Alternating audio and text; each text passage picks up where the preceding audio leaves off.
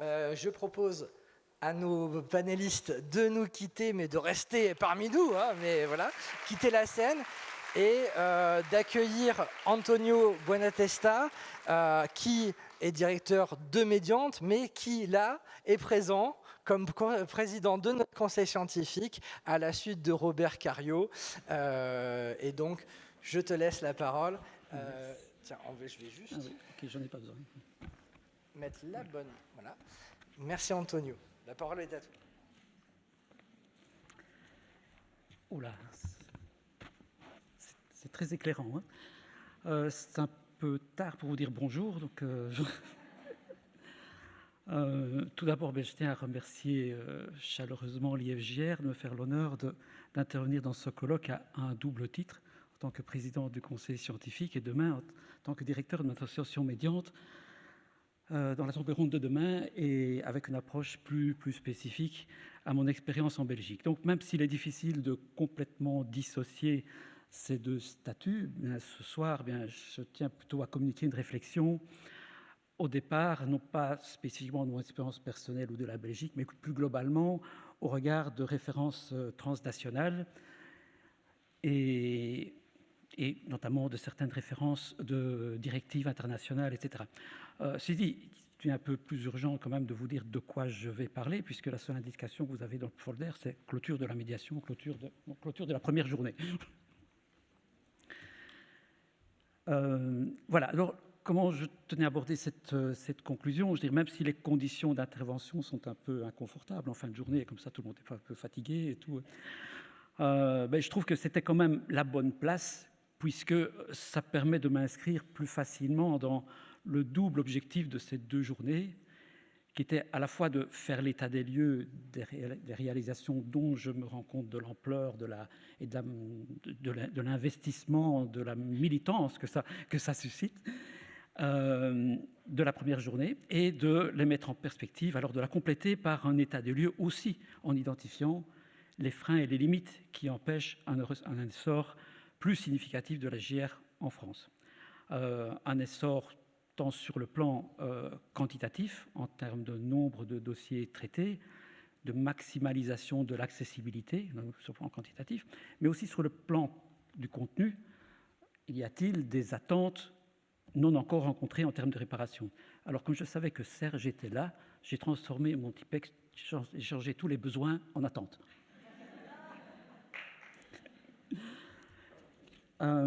Alors, comme je l'annonçais, j'ai tenté d'identifier ces freins et limites au travers d'une mise en perspective de l'état actuel de la JR en France avec des références internationales telles que des pratiques européennes et le droit international en matière de JR, les directives, les recommandations, etc.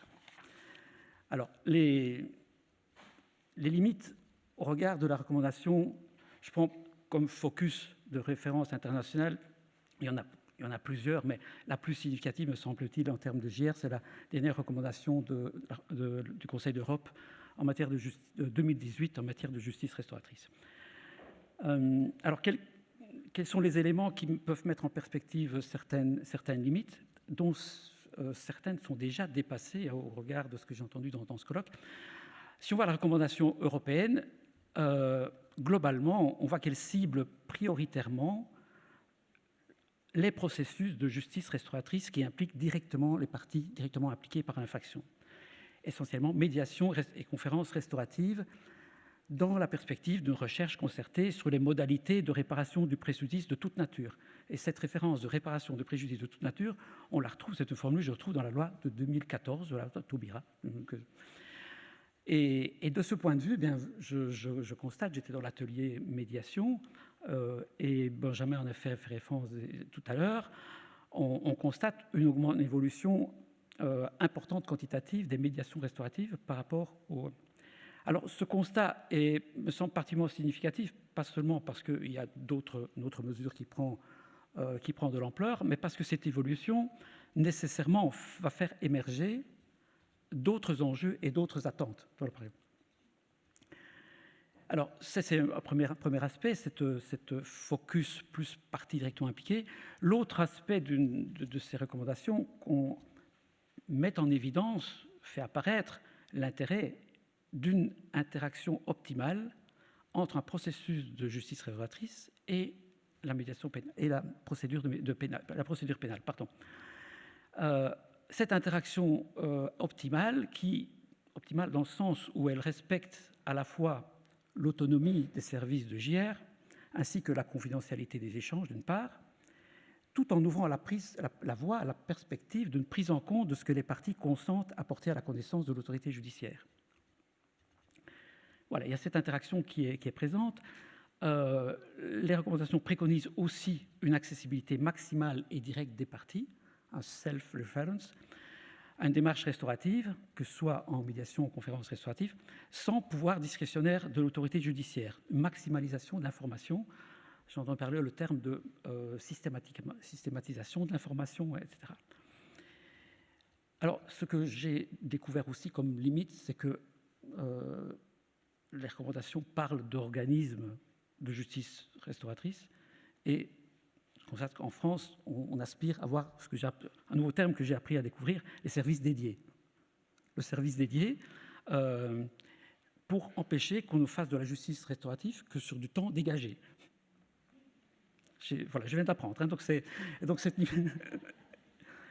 Hein, alors, c'est indépendamment de ces limites que je découvre aujourd'hui, j'avais mis en perspective d'autres facteurs limitatifs au regard de ces recommandations. Deux principes qui sous-tendent l'application de la JR en France qui, à mon sens, s'avèrent problématiques, du moins dans leur interprétation trop restrictive. Et ces deux principes qui me paraissent problématiques dans une interprétation trop restrictive, c'est l'autonomie totale des mesures de JR par rapport à la procédure pénale, l'imperméabilité totale de la mesure qui empêche toute incidence sur la décision judiciaire.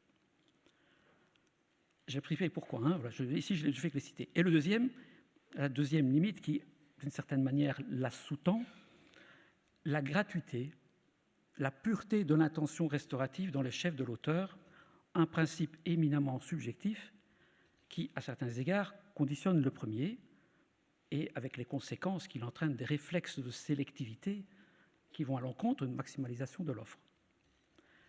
Alors, la question n'est pas seulement de constater ces limites, mais de réaliser en plus que ces principes vont à l'encontre des objectifs qui les sous-tendent, à savoir l'évitement d'une victimisation secondaire.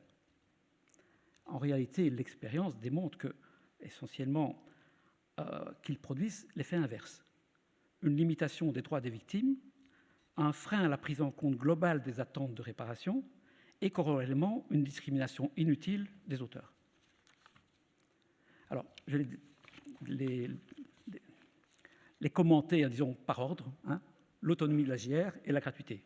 Je n'ai pas de PowerPoint, donc j'essaie de faire simple, en faisant comme s'il y avait un PowerPoint, et en suivant les instructions du garde des Sceaux de ce matin. Ils ont comparé la Belgique. En Belgique, on fait simple. Donc, l'autonomie de la JR et son imperméabilité totale par la procédure pénale. Alors, ce principe-là est tout à fait opportun d'application en JR dans certains contextes bien précis. Spontanément, dans certaines pratiques, dans certaines mesures, l'organisation du RDV-RCV, par nature, les échanges sont strictement de l'ordre émotionnel et indépendants d'une procédure en place. Les parties ne sont pas concernées directement par le même fait, et donc c'est naturel qu'il y ait un espace d'expression strictement au niveau des émotions, des questions, etc., que ces groupes peuvent faire émerger de manière très puissante. Dans certaines médiations qu'on le mène déjà, ou conférences restauratives, lorsque les parties souhaitent circonscrire des échanges uniquement dans la sphère émotionnelle. Il y a aussi, et je crois qu'on en a fait référence, je crois que Benjamin ce matin on a fait référence aussi, des sollicitations auxquelles, en Belgique, on est aussi sollicité, mais j'ai dit que je ne parlais pas de la Belgique aujourd'hui, non, je sais pas. On est sollicité pour des médiations restauratives de la part de victimes qui ne souhaitent pas dénoncer les faits, qui ne souhaitent pas déposer plainte. Alors, naturellement, c'est évidemment là, le principe d'étanchéité s'applique. Alors déjà, rien qu'avec ces catégories-là, on peut pas mal travailler. Il y a un potentiel important d'intervention et pas mal de médiation restaurative qui veut se mener, même dans des crimes très graves, n'ont pas besoin d'avoir une perméabilité ou une interaction avec le système judiciaire parce que l'aspect émotionnel des échanges prend le dessus. Néanmoins, si on reste dans une perspective d'être ouvert à tous les types d'attentes, toutes les attentes de réparation, il y a des attentes de réparation qui sont, que je qualifierais de plus factuelles, moins de niveau émotionnel, mais plus factuelles, dans le sens de certains engagements personnels que la victime sollicite de la part de l'auteur, certaines formes de dédommagement.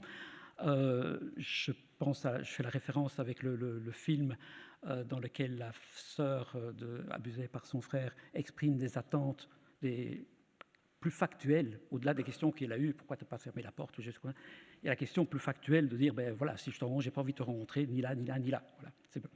Alors, toutes ces attentes plus factuelles, dans ces cas-là, les victimes peuvent se poser la question de la crédibilité de l'exécution des engagements qui en résultent. Et cette crédibilité implique qu'une autorité judiciaire soit là pour la garantir. Et cette possibilité de faire remonter, de valider ces engagements sur le plan judiciaire rencontre un principe fondamental de la justice restauratrice. On a cité Niels Christie, la réappropriation de conflits par les parties et leur capacité de faire peser sur la décision judiciaire. Et qu'une application stricte de ce principe d'autonomie met à mal la possibilité de répondre à ces attentes, tant au niveau présententiel qu'en cours d'exécution de la peine. Alors, au-delà de l'aspect quantitatif, de limitation quantitative que ça implique, comme j'ai dit, voilà, il y a pas mal de taf, de boulot au niveau des autres dialogues réparateurs qui ne nécessitent pas cette interaction. Il y a un aspect plus symbolique de dépasser ces limites. Parce que d'une certaine manière, cette imperméabilité totale, elle scelle d'une certaine manière le renoncement à ce que la justice restauratrice instille une dimension restaurative dans la décision judiciaire. Alors que cette interaction, ce fait d'avoir un impact sur la décision judiciaire ne met pas nécessairement à mal ni la confidentialité des échanges sur le plan émotionnel, ni l'autonomie des services, les recommandations partent de confidentialité aussi, d'autonomie des services, ni l'autonomie du magistrat à qui on offre cette information, à qui on offre la possibilité de s'enrichir de cette information sur les engagements des parties, tout en préservant ses prérogatives sur la manière d'en tenir compte ou pas. Et l'autre limite aussi de ce dispositif, c'est que ça empêche certains partenaires judiciaires, je pense essentiellement aux magistrats et aux avocats, d'être associés de manière active au processus restauratif. Non pas seulement de manière de contrôle ou de contrôle du dispositif. Je pense essentiellement aux avocats. J'ai eu l'occasion d'échanger dans le courant de la journée sur cette possibilité de ne pas seulement appliquer les avocats dans une sensibilisation à la justice restaurative et peut-être d'en faire des intervenants en temps dégagé, mais dans leur mission propre, c'est-à-dire d'aider, de soutenir les accords que les parties ont convenus pour, de manière concertée avec l'autre conseil de l'autre partie, de peser sur la décision judiciaire. Et là, on est aussi dans le champ de l'empowerment, avec la possibilité d'embarquer dans l'aventure restaurative des partenaires éminemment importants, puisqu'on sollicite des financements au ministère de la Justice. C'était peut-être que ça peut impacter le fait de tout le monde se sente concerné de manière plus active et pas seulement en observateur bienveillant dans la meilleure des cas ou condescendant de ce qui se passe en parallèle de leur cas. Voilà pour l'autonomie. c'est démontré effectivement que ça crée un manquement quelque part en termes de réponse à certaines attentes et donc contre-productif, effet non désiré par rapport à l'idée de préserver les victimes. Alors l'autre aspect qui sous-tend le premier, la gratuité de la démarche, du moins dans l'échelle de l'auteur, la gratuité absolue de l'auteur. Oui, ça y est. Pas de souci. Alors ce critère éminemment subjectif, comment est-il possible de le diagnostiquer de manière... Comment est-il possible de diagnostiquer une gratuité totale ? Il est toujours difficile de dissocier une dimension altruiste totale d'une démarche d'un intérêt personnel qui est nécessairement toujours présent. S'il avait une application stricte de ce critère-là, il y a très peu d'auteurs qui seraient passibles ou recevables ou... je ne trouve pas le mot. Voilà. À une procédure de justice restaurative, et avec l'inconvénient que ce critère implique une réaction de sélectivité selon des critères objectifs. Et encore une fois, ce principe qui semble bien intentionné à l'égard des victimes, et dans certaines situations on peut le comprendre, il est fondé sur l'hypothèse que cette gratitude va préserver la victime de frustrations et de déceptions diverses. Et dans la pratique, on peut constater que c'est l'inverse qui se produit. C'est que, d'une manière générale, ce critère-là n'est pas l'attente première des victimes. D'une manière générale, une victime de faits graves part du principe que la démarche de l'auteur peut être de toute façon intéressée. Et ce n'est pas ça qui va les empêcher de trouver un intérêt dans la démarche, parce que même dans ces conditions-là, ça ne les empêche pas d'exprimer des attentes de dialogue pour avoir réponse à des questions, exprimer des sentiments violents, solliciter des engagements vérifiables et dont l'exécution pourra, a posteriori, confirmer les bonnes intentions de l'auteur. Mais a priori, le critère de gratuité est presque irrespectueux vis-à-vis des victimes parce qu'on les empêche d'évaluer elles-mêmes leur intérêt dans la démarche et crée une forme de substitution tout à fait subjective. J'en conclus, j'avais envie de dire tout ça pour ça, parce que si on rebobine, c'est vraiment dommage de constater que ce critère de gratuité, aussi subjectif et non pertinent quant à la protection des victimes, entraîne, en cascade, entraîne indirectement et justifie un dispositif de sélection des demandes non compatible avec l'objectif inclusif de maximaliste de l'offre.